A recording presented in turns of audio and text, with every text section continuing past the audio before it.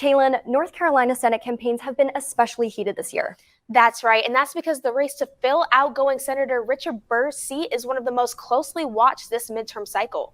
Reporter Pete Villasmil breaks down the latest on this crucial election. It's a race in a dead heat.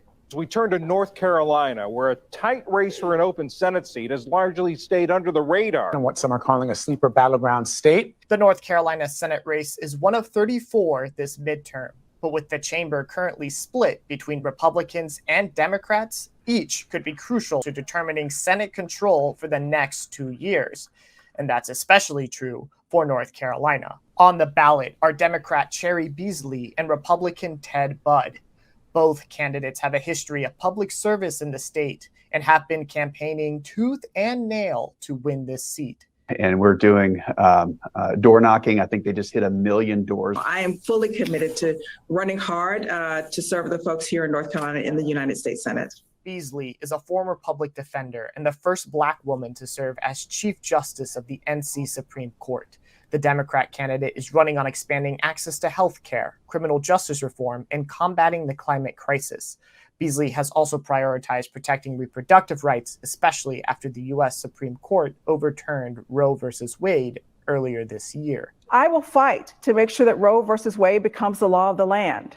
It is the right thing to do, and women deserve that kind of freedom and protection. Budd is currently representing North Carolina's 13th district in the U.S. House. The three-term congressman has criticized the Biden administration's handling of the economy, foreign affairs, and crime. Budd has positioned the race as a referendum on President Biden and his policies. I heard about crime waves that turned safe neighborhoods into deadly battlefields. My friends, I'm sure all that chaos is completely unacceptable to you, and I want you to know that it is completely unacceptable to me. On the campaign trail, Budd has made his disapproval of the White House's response to today's higher inflation and gas prices very clear. He has expressed that a vote for his opponent is a vote for maintaining the status quo.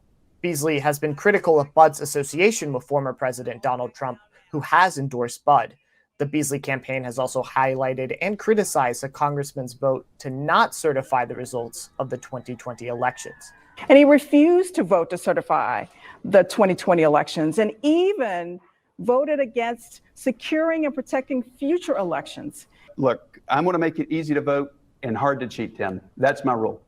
While Budd maintains an advantage in recent polls, his lead remains within the margin of error in most of them. Even so, both the Cook Political Report, the University of Virginia Center for Politics, and other organizations have designated the race as, quote, lean Republican, end quote. Reporting in Chapel Hill, this is Pete Villasmil, Carolina Week.